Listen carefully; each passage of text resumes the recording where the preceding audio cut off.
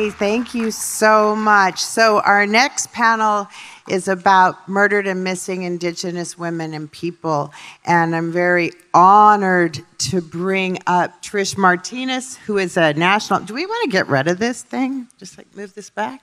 Okay, who is a national representative working with AT&T across the country. She is also her tribe, Mesa Grande Band of Mission Indians, the ICWA representative.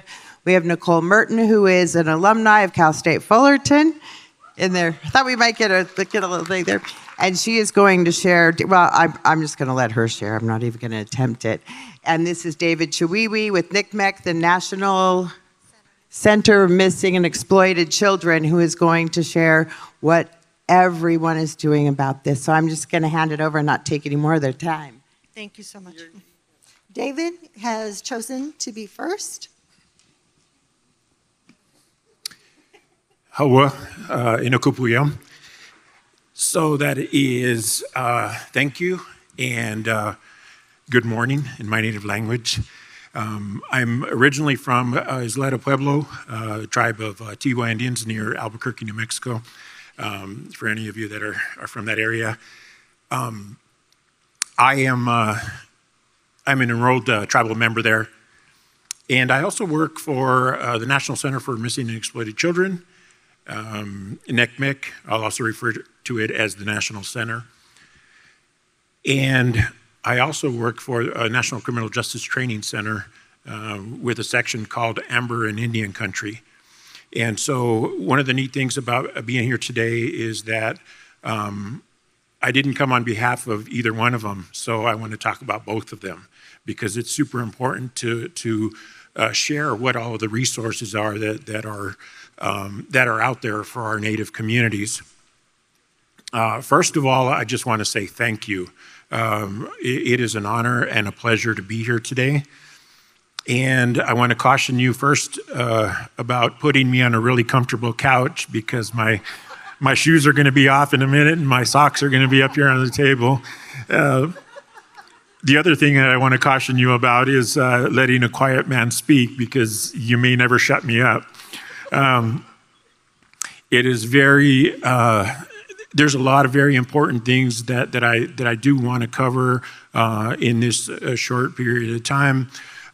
So I really appreciate this time. Like I said, I work for not only NCMEC, but also Amber and Indian Country. I'm not going to bore you with my bio. You've all seen it. I basically came from law enforcement to NCMEC, to a Native Missing Network because I wanted to help our Native relatives with not only missing children, but also missing adults. And so I've worked with Trish for a long time now, and we've done a lot of different things. And then in 2021, I was asked to come to Amber and Indian Country, where we are able to do a lot of different things. And so that's why it's really neat to be able to talk about both organizations that I belong to. This past year in 2022, or 23, I'm sorry. I'm getting my years all confused now. But in 2023, I think I averaged probably 2 trips a month, different tribal lands around the country, conferences. So it was about 26 trips that I made around the country to talk about what our resources are and how we can help in tribal lands to keep our children safe. And during all of that, during all of those trips, during all of those conferences, during all of that training in tribal lands, the 3 main things that I always emphasize everywhere that I go is prevention, preparation, and response. Those are the 3 key ingredients. That's the secret sauce, I believe, humbly, that will really help us in that. Prevention, preparation, response. Make sure you write it down. It's going to be on the test later. So, no test, but very important. Do we have our Okay, we do. We can go ahead and advance that. I'm going to talk first about NCMEC, or the National Center. So it was founded in 1994. You've all probably heard of John Walsh. His son, Adam, was kidnapped and murdered. So John and his wife, Reve, they founded the National Center, part publicly, part privately, and part government funded. And so they founded it to serve as the main clearinghouse for missing and exploited children in the country. We can go ahead and advance it. There's a lot I could say about the history and about the National Center, but what I will say is that in the past 40 years, the National Center has assisted law enforcement in the recovery of over 400,000 missing children. So that, to me, is the favorite statistic that I have. Our mission is to find missing children, reduce child sexual exploitation, and prevent future victimization. Go ahead. Hope is why we are here. Go ahead and advance again. So we have a lot of different statistics, and the only thing that I'm going to really say on this, and you can advance a few more, I'm going to talk about some of the statistics that bug me in a little bit. But the main thing that I want to say is that our statistics are only as good as the reporting. It's only as good as how we properly document when our children go missing. You know, whether it's in our urban Indian population or it's on tribal lands. The importance of documenting it's just I can't emphasize that enough. We look at some of the statistics for our children who run, and we look at how is it that we are overrepresented with AFCARs or with NCMEC when we're only a certain population of the country? How is it some of the issues with the statistics is we're overrepresented and underreported, and that's because our reporting is just not consistent. It's just not there. So you can advance that a couple of more slides.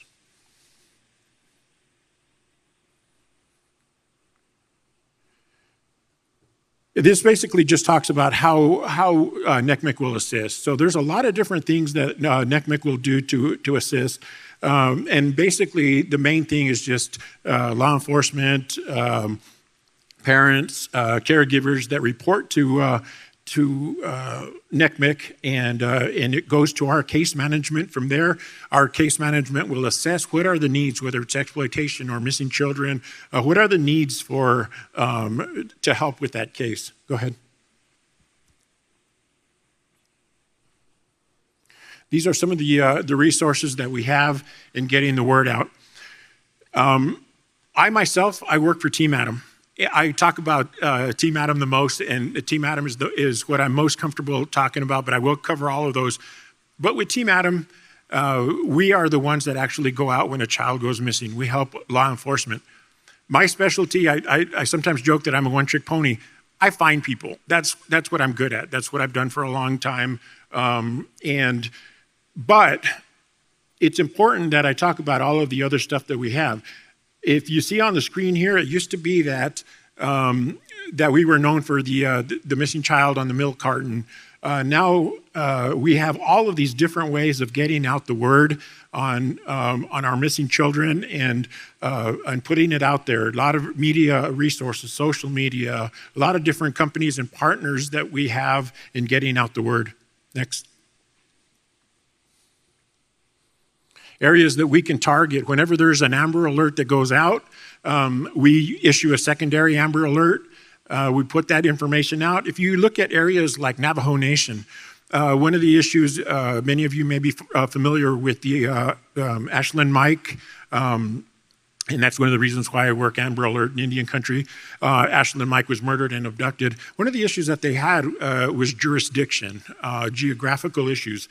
With the secondary Amber Alert systems, we're able to target specific areas. So it doesn't matter if a certain tribe spans multiple counties or multiple states. We can still target geographically or by jurisdiction, or where we think the child may be taken. Go ahead, next.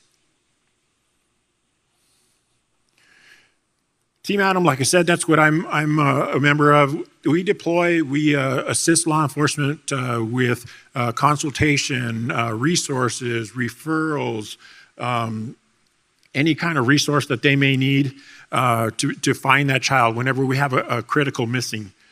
We also provide long-term assistance. So there's been a lot of times where I've worked on cases that may have been, 2 years, 5 years, 10 years, 20 years.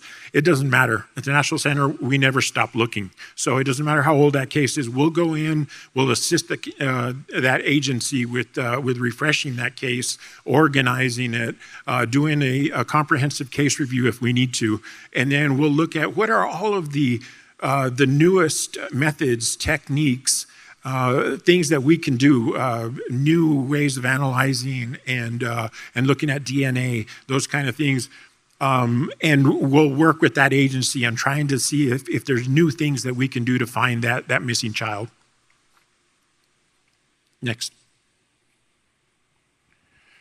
We have one of the best analytical support units. They get assistance from just about everywhere, any resource that we can. We have a lot of different partners that we use for our analytics team. So not only will they provide us with tons of information that we need on our missing child cases, but they will also provide things like link analysis, family trees, a lot of those different things that are needed when we're trying to analyze a case. Next. Some of the resources that we work directly with, they provide a lot of different things, whether it's our federal partners that are in our office. If you look at just about every federal law enforcement related agency, except one, is in our office right now, and you all can help me in pushing this. It drives me bananas that we don't have BIA in our office yet, but I'm working on that. I'm going to get them there, kicking and screaming, but I'm going to get there. But a lot of different agencies can help with a lot of different things. So if you look at, well, why is Secret Service there, or why is State Department or there? Sometimes we may have a child that may have been taken out of the country. Sometimes we need help with enhanced video technology, enhanced audio technology, a lot of different things that different federal partners can assist with. And we have them placed right in our office for that very reason, is because we don't need them tomorrow. We don't need them next week. We need them right now. When I call, I need to be able to talk to somebody right now and have them give me that resource that I need right now. Next. Our forensic imaging, not only can we do phenotyping, where you can create an image or rendering from DNA. I won't get into that because some people argue that I can't even spell DNA. However, there are a lot of different things that we can do with that.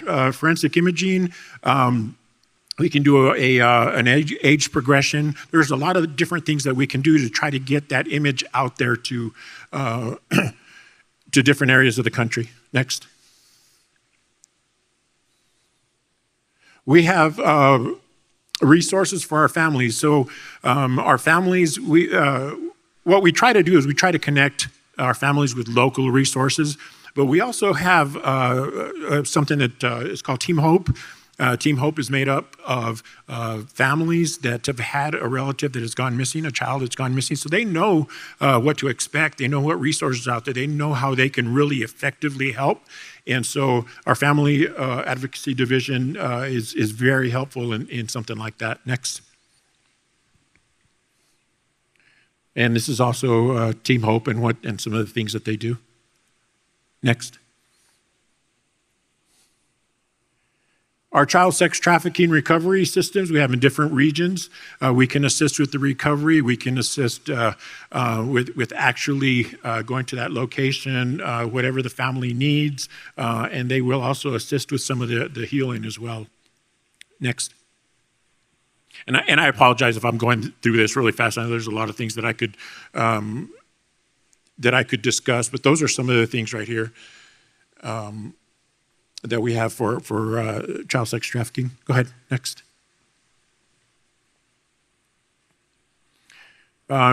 Services and resources for children on the autism spectrum. One of the things that I do try to get out there, especially to Native families, Native communities, tribal law enforcement, or any law enforcement that's out there, is things like our checklists. Because there are certain things that we need to know if a child is on the spectrum, and what are some of the things that they might do. And so those are things that may be unique to them. And so we definitely try to get out those checklists and some of those things that they need to know about it. Next. Once again, those are some of our federal liaisons that we have that I just discussed. Next. Go ahead. We'll talk about some of the prevention things that we have. Next slide. So it's important that obviously that we know what some of the threats, the vulnerabilities are, and how to mitigate some of those threats to our youth. And so we do have our cyber tip lines. We have some of our educational services that are age appropriate for K through 12. Some of those things where we can go in there and parents, caregivers can have those conversations with their children about internet safety, about healthy social media, all of those type of different things. Go ahead, next. Issues like online enticement, very important, sextortion, a lot of those different things, because now, those are leading to human trafficking and a lot of different things. So we have a lot of those, some of the videos and a lot of the resources that we can assist in getting that information out. Next. What's the biggest threat? Next, and that's access. It's super important that we get those discussions with our children, with our teens out there, those mentoring. And so these are some of the resources that we can use to assist you in having those conversations. Next. Some of the videos. Next. Our NetSmarts and KidSmarts resources for different age levels.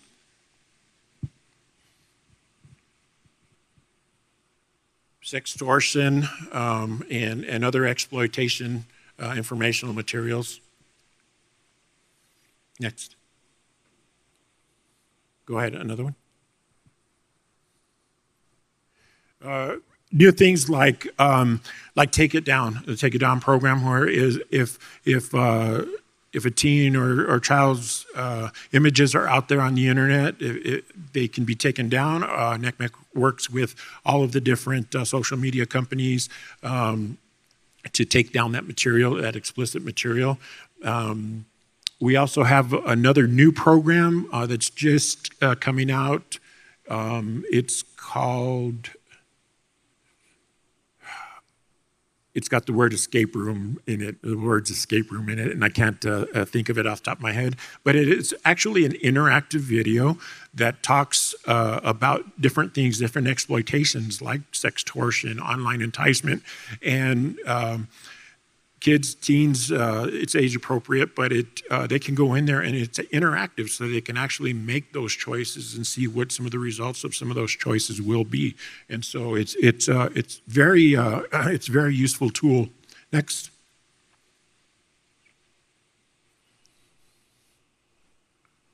Go ahead, one more.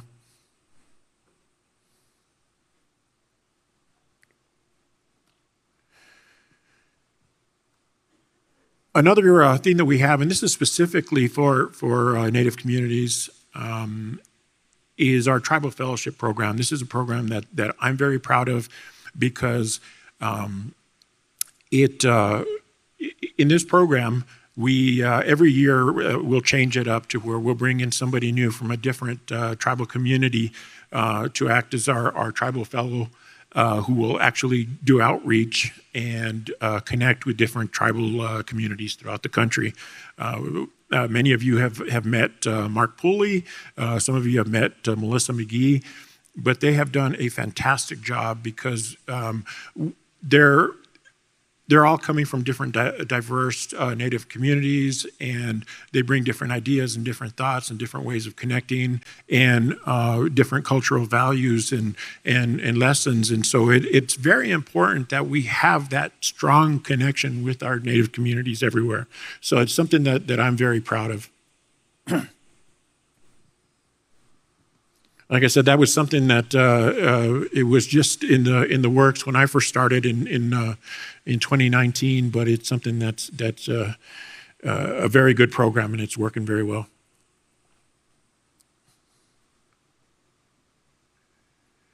If you go online, if you go to some of these sites, you can get some of the statistics on our missing. But like I said before, our statistics are only as good as our reporting. So yes, they do a really good job. Our analysts do a great job on those statistics. They're numbers that are important, but they are also our children. So very important to keep that in mind. Next slide, please.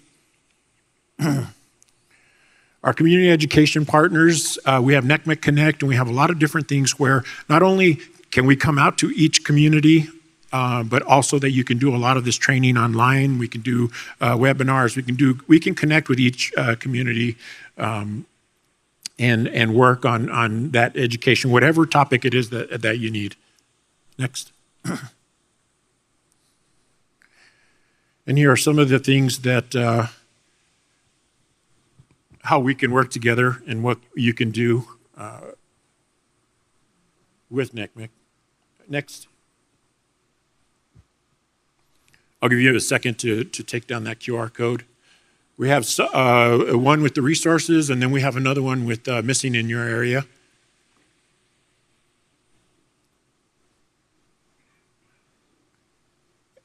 Next. And you'll see that there's 3 different email addresses for me personally. It doesn't matter. All of them work. It's just for different organizations, whether it's NECMEC or Amber and Indian Country or my Native Missing Network. A lot of people will connect with me on my network because they need help with a relative that went missing, and we'll provide those, that consultation, training, whatever it is, resources. In some cases, we've actually done searches. So, and part of my background is search and rescue as well. So you could take that and my information. And when I talk about all of these different resources with the National Center, I have to stress that everything is free. There's no cost to your community. And with that, I want to also talk about my other organization, which is Amber and Indian Country. National Criminal Justice Training Center created Amber and Indian Country as a result of the Ashland Mike Amber and Indian Country Act of 2018. Many of you may have already heard of Ashland Mike and what happened with that. Ashland Mike was 11 years old. She lived on the Navajo Nation. She was abducted and murdered because a lot of different obstacles and things that weren't put into place, the prevention, the preparation, the response, those things that weren't properly put into place led to that Amber Alert not going out for 12 hours or longer. There was jurisdictional issues. There was interstate issues. There was improper training. There was other things that happened, and I'm not here to criticize anybody for that. That was then, and hopefully that things are different now. But through Amber and Indian Country and through the Ashland Mike Amber and Indian Country Act of 2018, which amended the PROTECT Act, we provide training, we provide resources to Native communities. What I absolutely love about this, we talked about earlier about not having those resources in your community.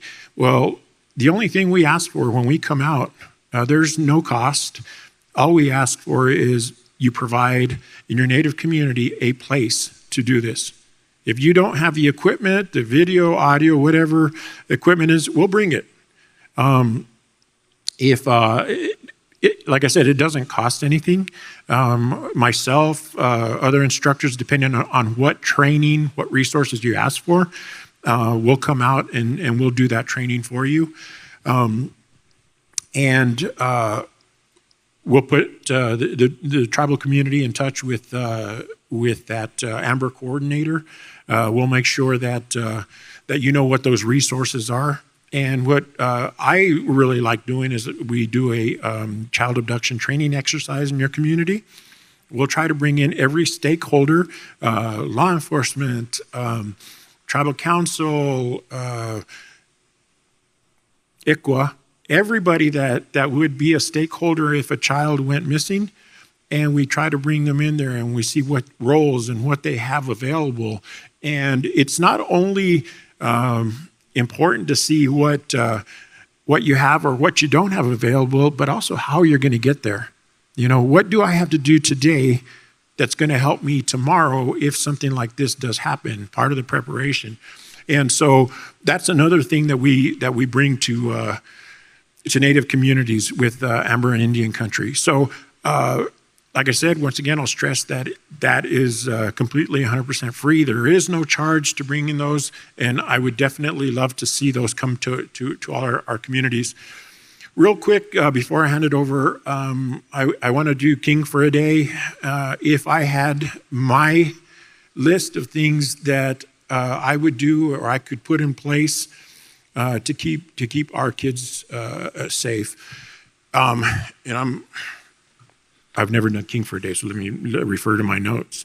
So normally I'll talk about one organization or another, depending on which one sent me out to do the work.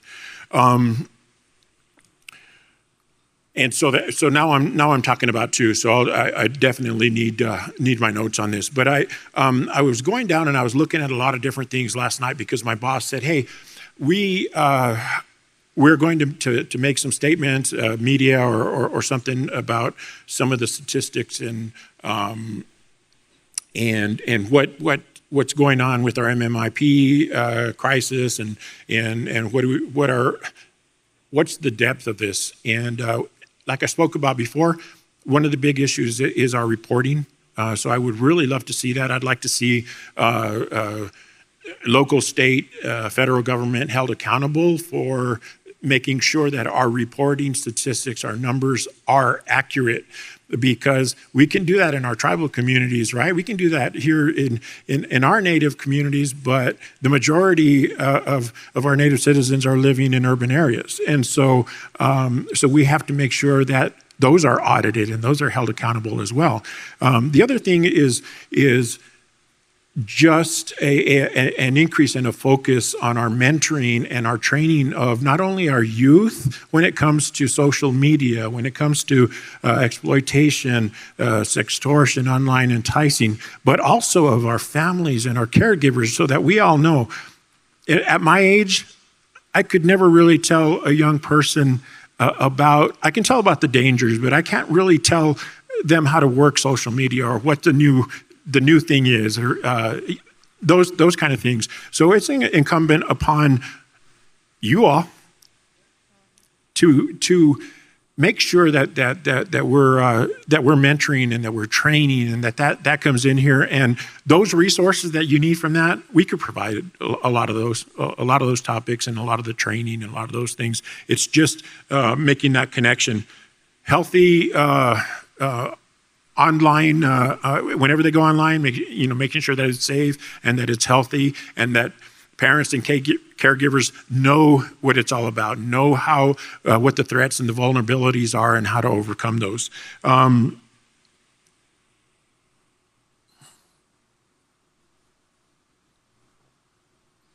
One thing that I'd like to see throughout our Native communities everywhere in the country, and I'm very passionate about this, is I'd like to see tribal community response plans. And obviously, ICWA would be something that would definitely need to be part of that.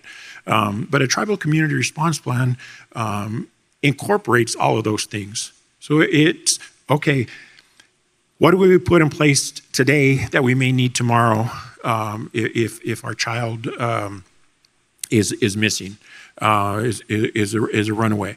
And a lot of people say, endangered runaways, but I think, and many of us, hopefully all of us, believe that every child that runs away is an endangered runaway, right? Everyone is exploited. There's human trafficking. There's so much different things going on. So I would like to see those tribal community response plans because they're personal to each Native community. They're made up of who they want to put in there, how they want to implement these things, and I like to say that they are for us, by us, right? Because our Native communities are so diverse and so different, and we have different needs and obstacles and resources and those type of things. So I'd like to see a tribal community response plan put into place. The other thing, the last thing, is our tribal fellowship and our Team Adam members, that we start bringing in more from Native communities. If we have people from different Native cultural backgrounds, from different states in place, it makes it so much easier to work in Native communities and also with our tribal fellowship program. I would really like to see more people come forward and want to be a part of that. One of the things that I go around the country, like I said, and I talk about this anywhere I can, sometimes not even where I can't. I'll inject myself and talk about it. Sometimes my passion will override my patience, but I make no apologies for that because I really, really want to try to get a handle on this. It's super important to you. It's super important to me. And so I guess I just really ask for your help in passing the word out, getting the word out about what's out there, how we can do this, how we can really get a hold of this. And I also ask for your help in helping me to work myself out of a job, right? Because if it's no longer needed, I'll be more than happy to go on and be a farmer or something. I don't know. But so anyway, thank you so much. I humbly thank you for everything.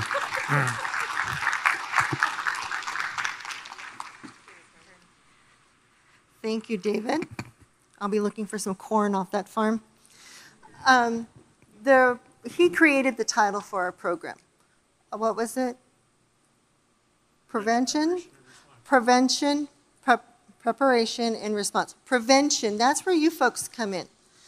As social workers, those in education, are you getting the proper education? Are you hearing anything about this problem? And Nicole is going to express on the MMIWP.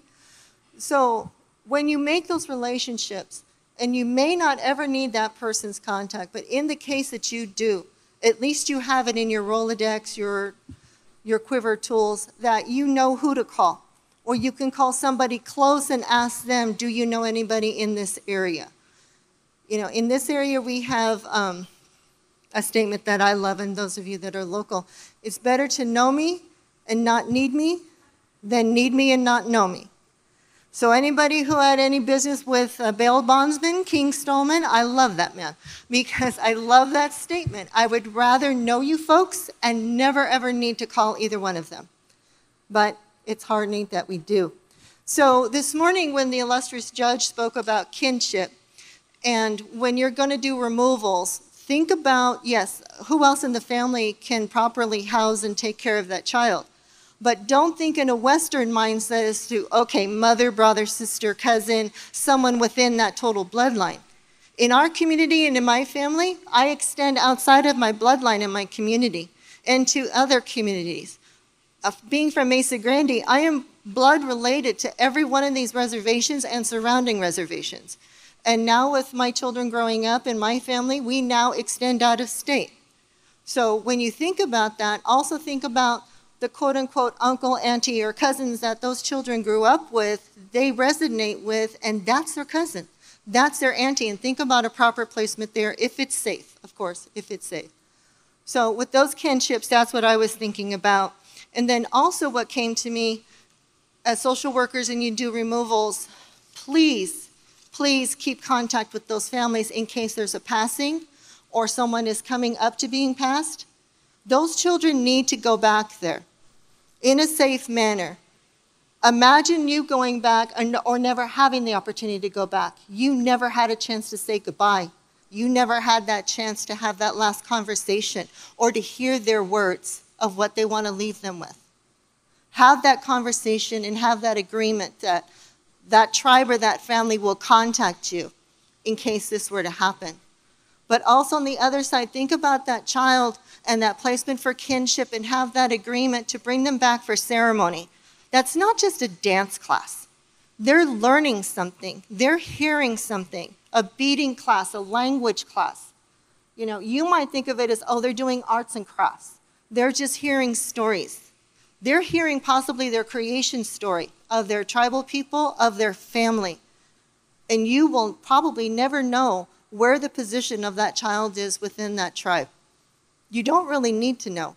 You just need to understand and accept some things are private. And if you can't explain it, it could be political, but it's for them. That is for them to learn. And they need to come back to that.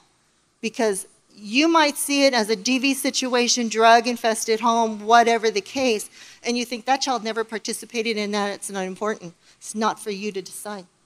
That's for the tribe and the family.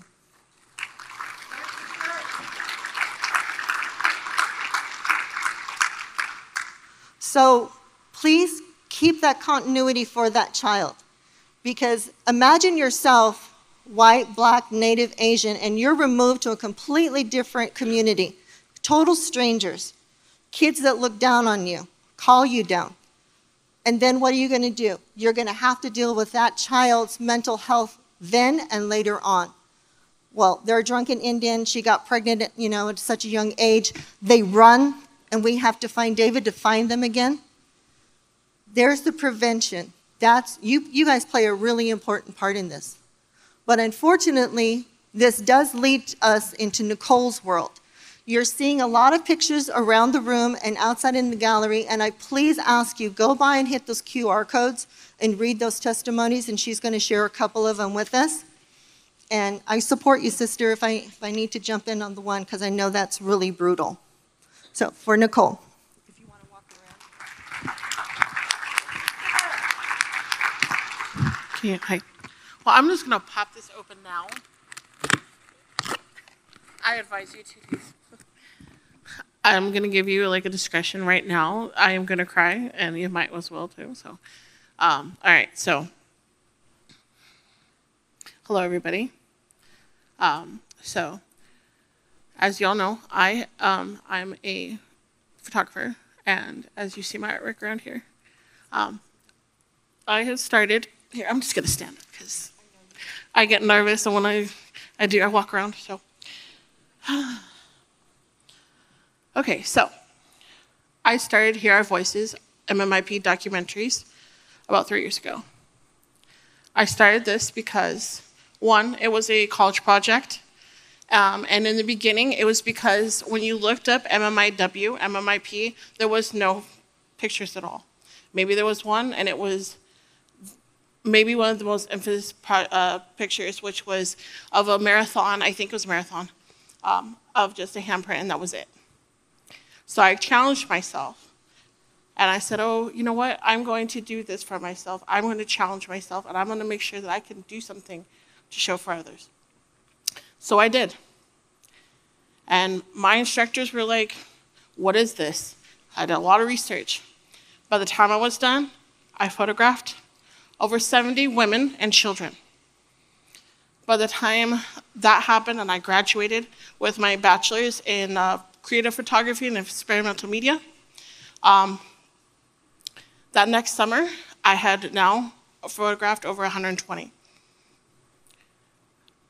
Now, as of today, actually after after today, I am leaving to another trip to photograph more.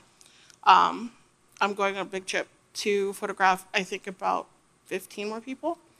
And this all goes into capturing stories of not only missing and murdered, but as well as domestic violence and sexual assault survivors, residential school survivors, and generational trauma.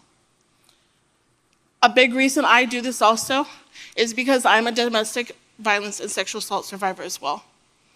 I'm also Isla de Pueblo, here with my brother. And again, I'm gonna start crying here. These stories I'm gonna share with you, a lot of them have to do with children, these stories today. But like I said, a lot of these stories are all different. Each one is a whole different aspect. And also, when I do these things, and I'm gonna explain in a little bit, these processes that I do is not just, hey, let's snap a picture. This is a whole ceremony.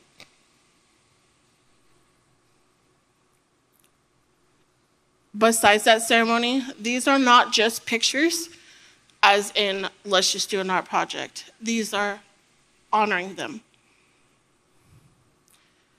I'm already gonna get emotional, sorry. Many of these, and the ones out there, of loved ones, many of them are mothers. Children standing there for their mothers, and their fathers, and their aunts. Children that doesn't need to happen. Give me a second, I'm sorry. Okay. So, let's carry on here. Like I said, I photograph, a few different things. And I also do it as a few different things. So I not only photograph, but I also voice record, and I also do video recordings. And then I put them into things like books, YouTube videos. I put them on a website. I put them into art, and I talk at places, and I just want to amplify these voices because many of them aren't able to talk about it. So we can start with the next slide, which I just talked about. Go ahead, we can go to the next slide, I'm sorry. All right, so we're gonna talk about this one. This is Eli. He is from the Flathead Reservation in Montana. He is, this guy was a really tough guy to crack. So when we first met, he was really tough. He didn't really want to say much. Well, I got in there. I cracked that. Well, let me kind of explain my process here. So, first off, I travel with my kids. I have a 13-year-old and I have a 7-year-old. These two children are my assistants. Cute little buttons, I'm telling you right now. And they are there for a few different reasons. One, because I want them to learn as young kids and grow up to be compassionate men, to understand and to be visual, to understand what's going on around them. These boys know exactly what happens, because in situations, and like the story I'm going to tell later, all I have to do is say, look. Not even, they already know. And they'll go take these children, because a lot of them will have like the grandmother or the aunt or somebody will be with kids, and they already know. Take the kids, and we already have snacks for them, stuff for them to do, and they'll take these kids and they'll go play with them over on the side.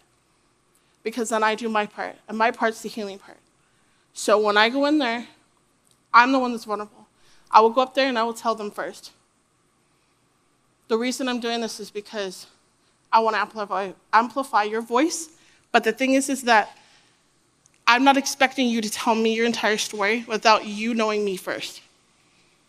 I was raped and I was beaten. Take that information as you will. Now, if you want to tell me what happened in your life, go for it. If you don't feel comfortable, you don't have to tell me anything. But just know that I'm here to listen. And I do want to amplify that as well. When you go into this field and you want to talk and you're talking and you're listening, I want you to make sure that you listen. Because many of these children, that's what they want, is for you to listen. And make sure that you're listening. Make sure that they know that you are listening. Gets back on. Say it. So, most of them will say what they have to say, but sometimes it takes a minute. So with this guy, it was really hard. But after a few minutes of doing that, we had, I was smudging, and I have music that I play that goes with it. And we paint. We put a handprint either on the hand or on the face. And when I did this with him, I whispered quietly in his ear, I understand what you're going through, because I can also feel energy. And I know that he was holding something deep down inside. Come to find out that he had been molested since the age, I believe, of 7. He lived with his grandparents. They beat him, and they molested him and his 2 brothers and his sister for years. He told social services. They took him out for 1 month, and they put him back in. They took him out for another month, put him back in. Took him out for another month, put him back in. So by the time he turned 13, he did a whole bunch of stuff to go on duty. The only way he could get out. He didn't know, why did he have to do that? So by the time he was done with juvie, he got chunked up to bigger things. He got arrested for, I believe he had a firearm. He went to prison until he was 23. When he got out, he found out that his mom passed away of drug overdose, and his older brother was murdered. A whole lot to unload in that amount of time. Literally in that session. But all I had to do was whisper and say, I feel you, I understand. It's okay. And boy, I don't know what happened, but that just came out. And that's what happened. So we gathered our thoughts. I would take the picture, but all of that was unloaded just by having this session and talking about it. But I also, when we do these things, this is also for healing process.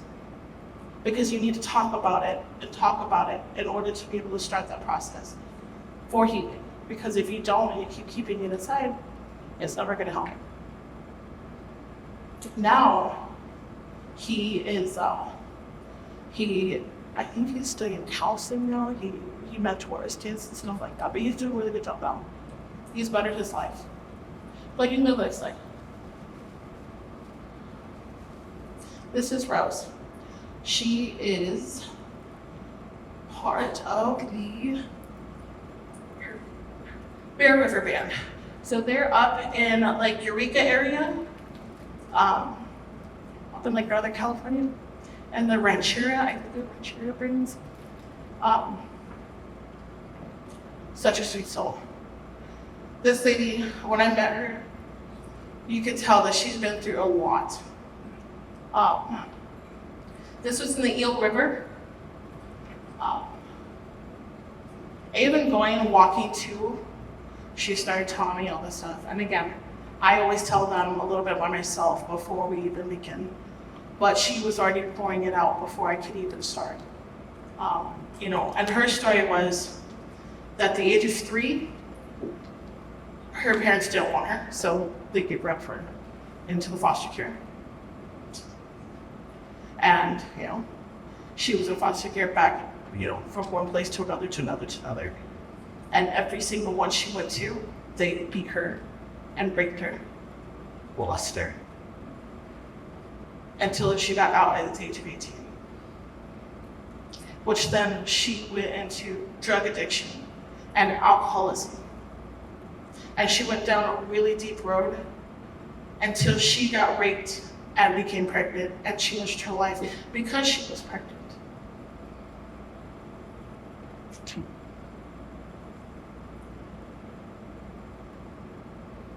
And again, she was too afraid to ask for help because she was afraid that she was going to be forced to go back to a place she didn't want to go. But now she's gone through counseling. Now she's good. She went through a few years of counseling and rehab and stuff like that. So now she's good to go. But at a moment in time, she was too scared to get that help because she felt like, the system failed her and she didn't want to go back to that stuff. So she never really asked for help until later on in life. But you can go to the next one.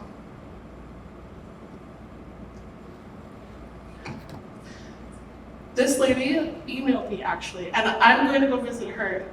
She's part of my trip in the next few days. This is Liz on the left, or on the right. Right. They are part of Wind River Reservation in Wyoming. Another her two brothers. The middle one is Lionel, and the other one is Liesel, I believe. Both of her brothers have been murdered, but before this, a long time ago, when they were young, they were all put into an orphanage. And during this time, they were kind of like, not auctioned off, but they were put in there and like given to families on the holidays and the summers, and then brought back. And they were also molested and brought back. And in these orphanages, it was Catholic orphanage, they're also molested there too. And in those places, they were beaten for saying something. And they were treated as it was their fault for even saying something. And when she told them, hey, well, this person raped me or touched me, she'd be beaten because, well, why'd you look at them like that? Why were you looking like that? Why should the child have to be treated like that? Till you can see something. So, again, all of these shouldn't have to happen. But later on in life, these two have been murdered. The middle one, Liesel, Lionel, he was murdered by his significant other and the son. They beat him to death, and then they covered up his murder, and then went to his funeral after nothing ever happened. And on the investigation, the homicide, they did an investigation, and at first they said he just croaked over and died, that it was just like natural causes, which wasn't true because he's very young. And then when they looked deeper, more bruises came, and they decided it was a homicide, but they closed the case right after he died, so they didn't open it again. But they claimed it was homicide, so they didn't look into it anymore. The younger one, he was murdered by his non-native girlfriend, who shot him up with 3 times the amount of insulin than what he needed. And he died within 4 hours. And his sister asked, why would you even shoot him up with that much insulin? And she had no answer. But she didn't get prosecuted either.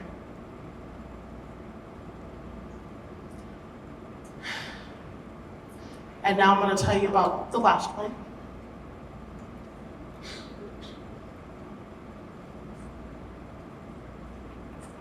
That sounds going to make it bad.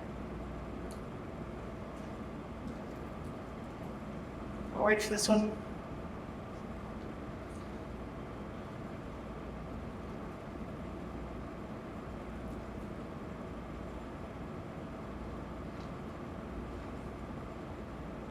Anyway, so some of these times that I have to do this is one of the most hardest things that I have to do. But I do it because no one else is going to talk to me. Well, let's do a duo. This poor little 6-year-old knows exactly what happened to him, to his mother. No 6-year-old ever has to know what happens to their mother. This poor baby knows how brutally murdered his mother, how it happened. So does the daughter. The daughter, I believe she's, 9? She was caught up.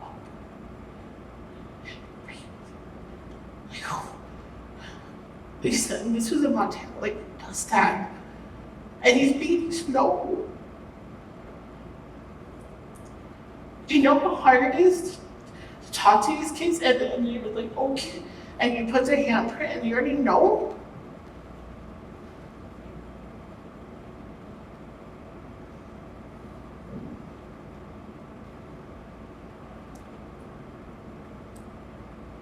So I encourage you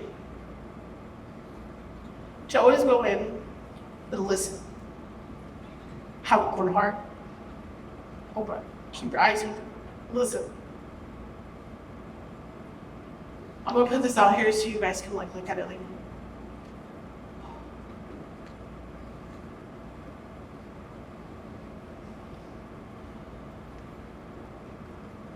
So you know my makeup's all messed up, darn it. Should have worn mascara. But like I said,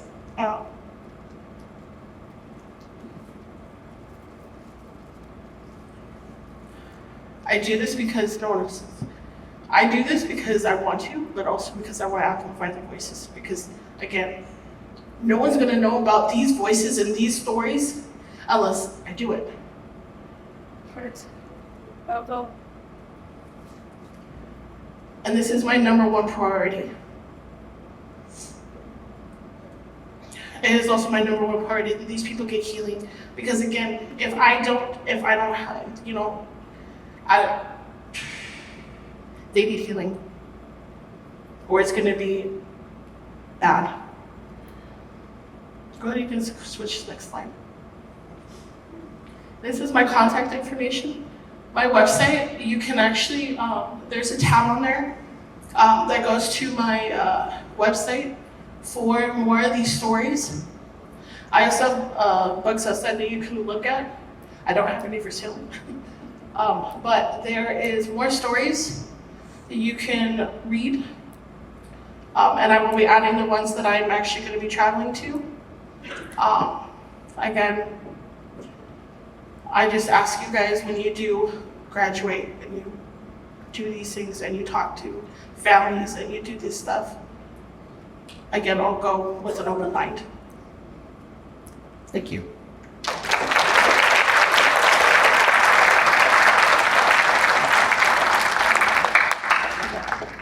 We have a few minutes for Q&A. And again, I invite you to go by the QR codes and hear the testimonies, read the stories. And one question on the children.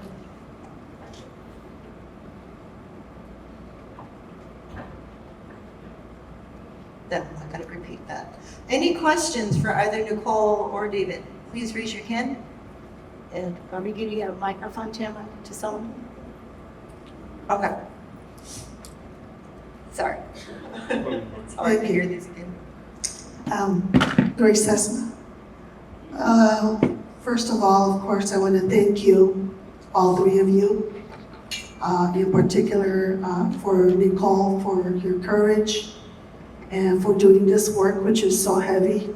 As you know, my family was impacted by that many, many years ago. But her photograph and her very last letter still sits on my altar today. You did talk about how this ceremonial work that you are doing is funded and how can we support you. Thank you.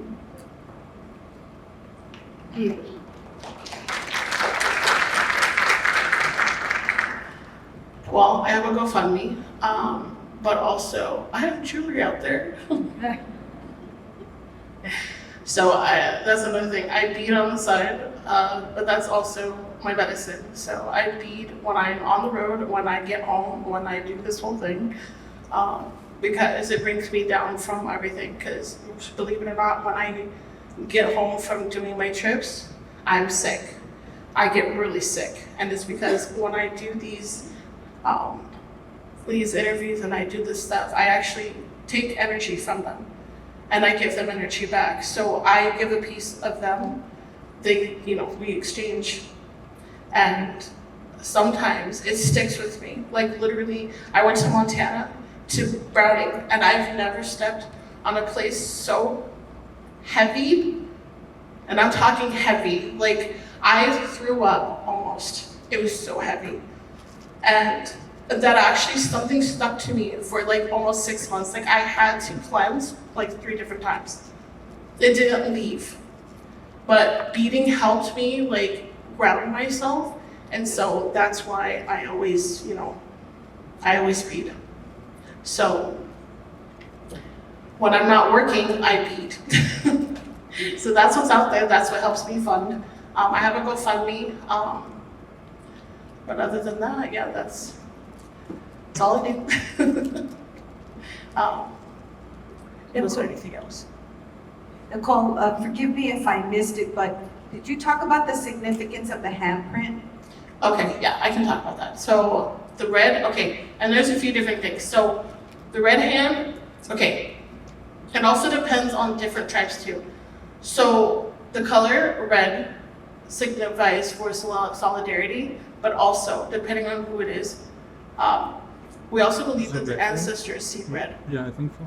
So that's why we'll always wear red. But sometimes some will wear black, especially men, or women will wear it for their loved ones who, masculinity, for like their father, their brother, their uncle, their son, or 2 spirits might wear it. It just depends. But mainly the red handprint stands for solidarity. The obvious, that it's bold and you're obviously gonna make a statement, but that's what it is. And then sometimes I haven't usually seen it, but I will use orange, and orange stands for the children. So.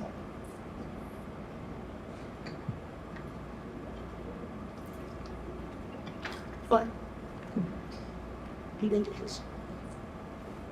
Hi, this question is for David. You talked about the lack of statistics, and I know in Child there's a lot of work that needs to be done. Is there any suggestions, recommendations, or links that you would give to our agency to, or what's the call that you have for us to better document, or what are some of the gaps that you're seeing that we could be doing better? Yeah, first of all, I would say the key thing is awareness. And the other thing is, like I said, working with every agency that works in reporting and all of that to make sure that they are being documented as Native. NCIC, National Crime Information Center, needs to have that information, right? Unless we know what the depth of the problem is, we will never figure out what exactly we need, what resources we need to put towards it. So everyone who's involved in it needs to be aware of it. And that's the biggest thing that I push everywhere that I go, to anybody who listens.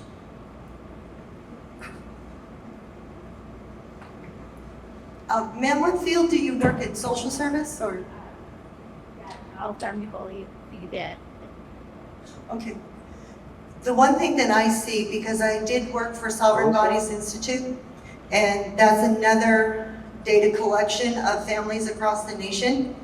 And up to just most recently, I checked, there's over 1,800 cases that are documented in there. So data out is only as good as data in. So if you're going to make these reports or have these reports done and document your interaction with children and families, let's hope it doesn't come to David's desk, but if it does, Native, what Native? And as the judge stated before, Apache versus this or that, which one? And if you need to have a subline, a second set of data set, Native American, check yes or no. And then if it's Apache, fine. What's the next line? Which tribe? Which tribe? But then also what I saw working with locally was the coroner's office. They were just going through and just saying Native, American Indian, whatever that person that day felt like putting on that line, went on that line. So have some continuity in your data reporting. You know, if they're Native American, you're gonna put Native American, not Alaskan, not this, not whatever you heard in the 6th grade coroner, you know, but also make it accurate. I have folks that I know up in Washington that they're coming up as drowning, you know, just normal circumstances of death, you know, etc. Well, did the contusions around his or her neck have any bearing in your discussion and your decision? Because they grow up in fisheries, they grow up in the water, and it's not drowning. Did you investigate? Because that was a homicide. They were held underwater. You know, these make marks. So accurate data and push for that. I'm pushing for that here in San Diego with the coroner's office. You know, and also with the coroner's office, respect that tribe's decision not to cremate. They have the order from a Native court out of state not to cremate, but they don't recognize Native court, that person on duty that day. They cremated the body before the family was able to get into town. And that's against the tribe. They didn't want that. So if you can push whatever field that you're in, accurate data, get your forms updated, learn those tribes, but not just say she's Indian, he's Indian, whatever. The word of the day is get accurate data in there. Then we can go back and then, you know, they can get that in their data house accurately. Trish. Yes. Over here. I just wanted to add to what Trish was saying. She mentioned if they're native to a tribe, put all the tribes for the family, because it's not uncommon that we all have a child or a parent or a guardian that is of multiple tribes, but only one tribe gets noticed or involved in the process because the language of enrolled, or, you know, when multiple tribes can recognize children as members to their tribe in different ways because the sovereignty of the tribe gives them that ability to do so. So if there's more than one tribe that's in relation to this child, the responsibility is to you to make sure we're including that and we're documenting that. Thank you, Angie. Yeah, kill a tree. If you have to, kill a tree. Get everybody notified. That's right. Anybody else? Angie, go ahead, you got the floor. You're good. Any other questions?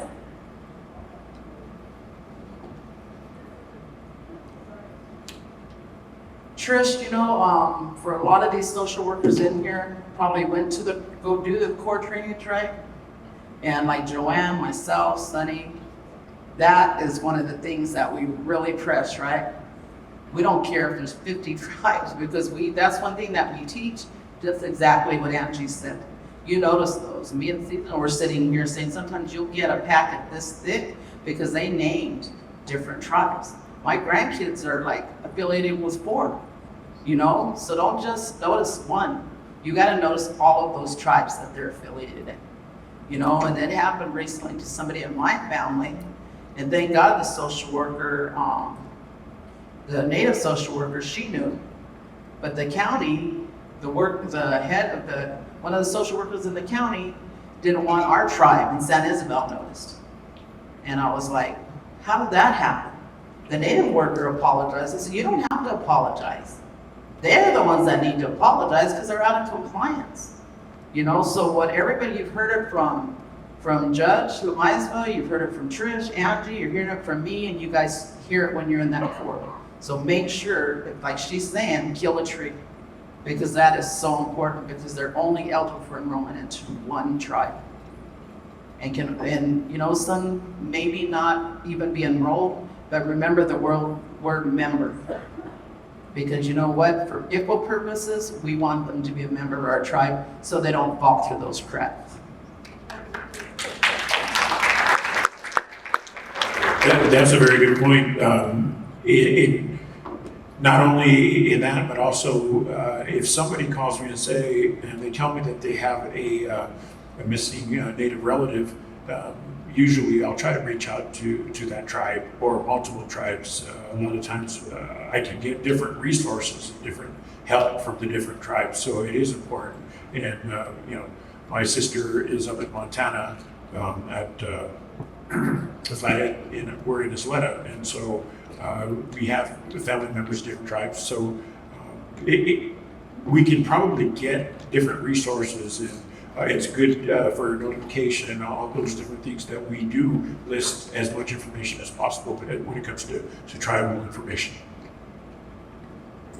Thank you. Thank you. Any other question?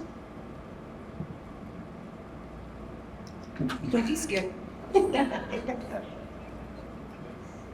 Over here in the front. In white.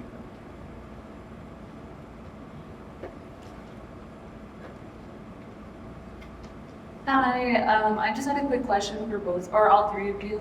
I know in social work we talk a lot about vicarious trauma, and it's talking about you like carrying the energy of all these stories when you interview or just your cases with your missing folks. So I was wondering how that affects you, your daily life, and how you continue to do so. That's one thing that we hear a lot when going into DCFS, that this is so mentally draining. And any advice for that? For me, what I can say is that's why I look like this, right? Because I haven't slept in years. The motivation for me, and even though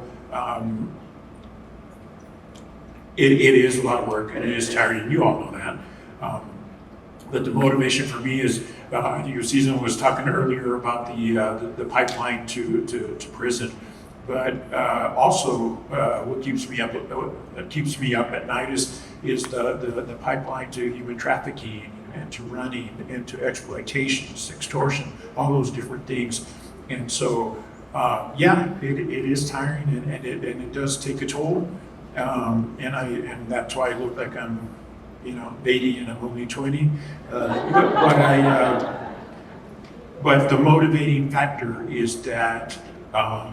If I could, like I said, work myself out of a job, I'm good with it. I'll work it out. I'll get no sleep. I don't care.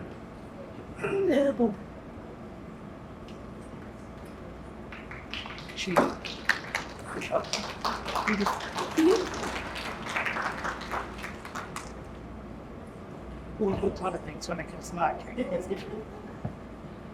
So to get all that was just fun. Okay, so I do a few different things. Obviously, I read, but I also smudge. Sometimes I have to have other people smudge with me or do it for me. I have to do a lot of ceremonies too. I have to take time for myself, like without my kids or my husband. I need to be by myself. But a lot of it has to, just mentally it is gonna. May I ask if you're Native? No? Okay. I just want to phrase my answer this way, speaking to a non-Native. Smudging is good. Our teas, that we learned from our families and our grandmas, the healing teas, the sleeping tea, anything to help with that internal, because it does affect us medically. It affects Natives medically because if they're growing up in a household that just doesn't have, all the picket fence and, the war cleavers of the world.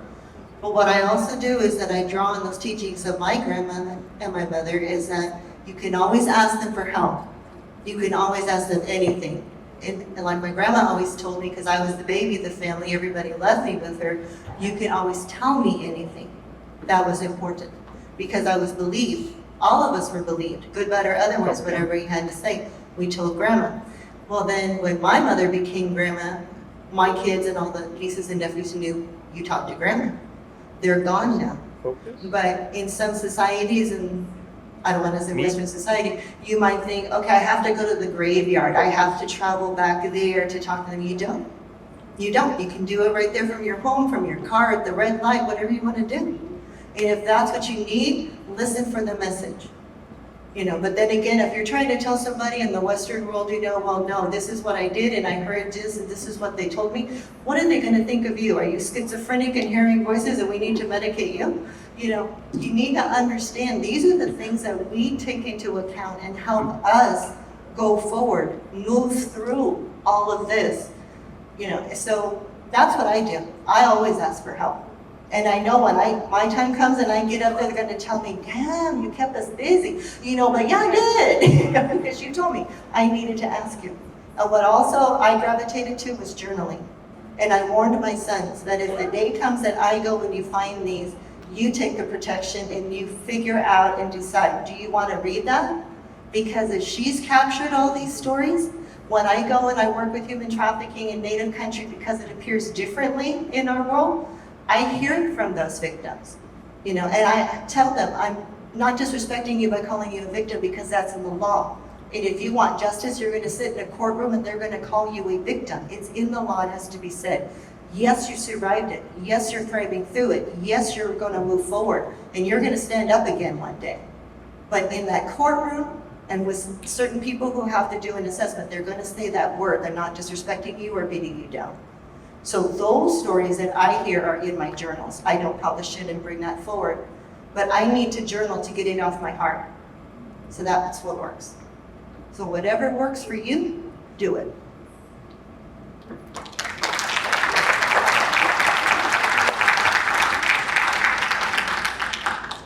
And with that, is there any other question before Tamara gives us the book?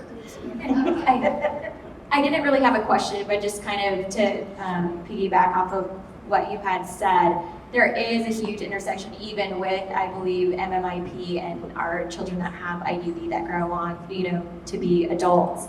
Our kids are way more likely to be victimized anyways, but just think, how much more vulnerable some of our youth with disabilities are. And so my husband's starting to kind of go in that realm, and I just kind of think we both thought, we look at our young daughters and think, gosh, we have to work extra hard to protect them because some of them don't have a voice and they don't have the ability to express, which makes them that much more likely to be victimized. So thank you all for your work and what you do.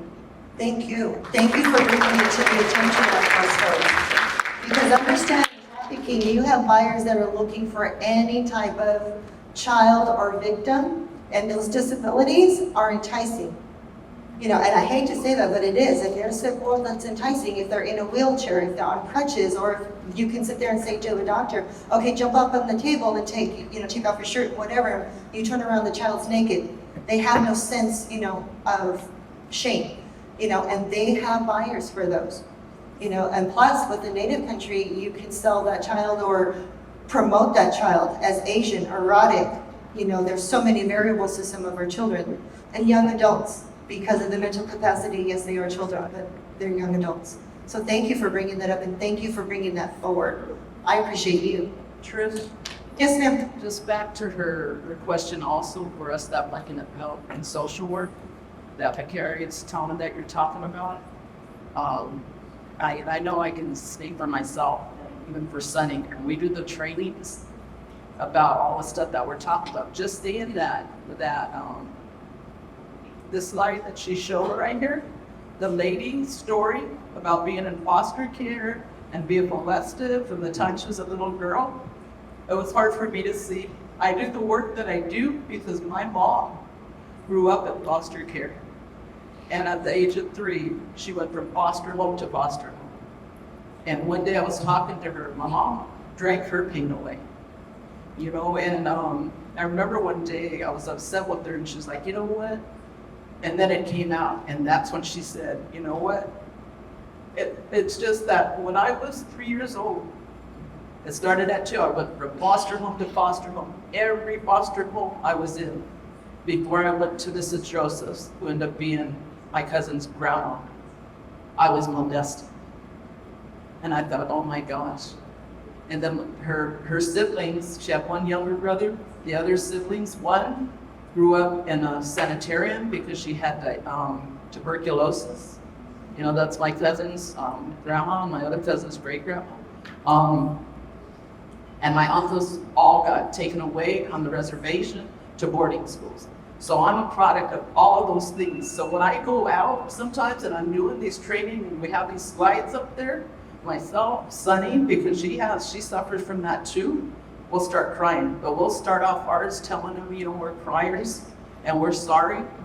And it wasn't until, actually, it was Olita's uncle, Pumpkin, Anthony Pico. He said, you know, Linda, when he did a speech one day, and that wasn't that long ago, maybe 6, 7 years ago. He goes, you, with the work that you do, you relive what you hear every day. And then it clicked on, oh, what the heck? And then another really good friend, may he rest in peace, LCSW from Barona, Mr. Larry Venegas. He said, what do you do to take care of yourself? You go out and you see all of these things. What do you do to take care of yourself? Now I pray. That's my relief, is to pray that, you know what, this isn't my family, but because it's not my family, I still don't want that to happen to anybody. That's why I have the reputation of being really hard and really mean when it comes to our kids at the court, and that's why. That is why. You know, and these people on these sides, there are heroes right there, because they're the ones that had to go through all of this pain. And I wish they would have had stuff like this to bring all of that stuff there, you know? And then like you're saying, you know, those accidents, you know, falling down. He died because he fell down. No, did he get pushed down? But they're not gonna go look into that for one of my uncles, because he's Native and he was a drunk anyway. You know, so thank you guys for the work that you do, because all of these things need to come out. But what you're talking about, it is hard for us sometimes to be able to get up and do that. And it's just gotten to the point where we're comfortable sharing those stories, because we gotta get it out, you know, and it's happened so long ago. And it passes down to us, even though we weren't there, because we were raised by people that had done those things. So it's passed down, you know, even not just through my mom raising us, from the time that she was pregnant. All that trauma, you know, we were raised with.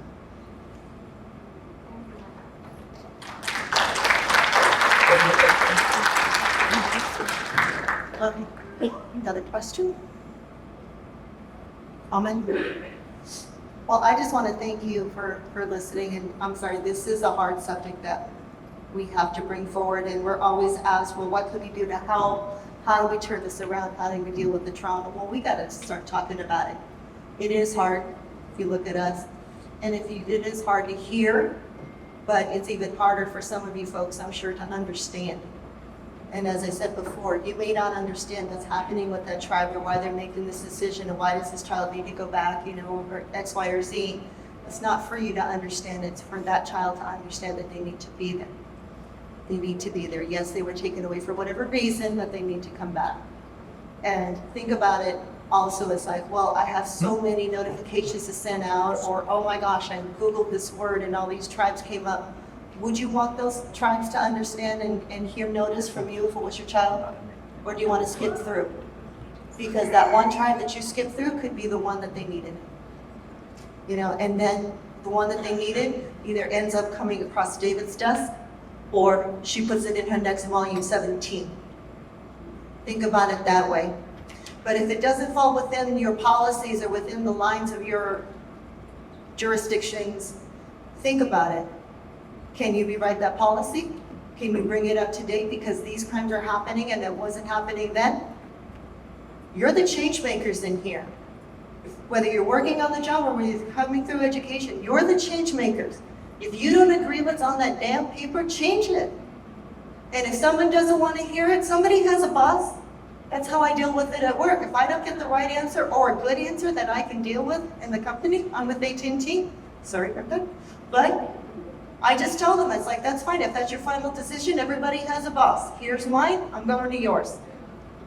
Keep going, keep pushing. You've got a whole room of allies here and possibly those that are streaming in, correct? You got a whole room of allies. And don't think that if you're gonna come across Native country and you're non-Native and you're trying to make a change and they see it's for the benefit, they're gonna sit back and let you, do it on your own. No, they're gonna jump right in there with you because you've got us. You don't need these people. It's better to know them and not need them than to need them and you didn't know who they were to help you. So with that, kill a tree is my last one. Okay?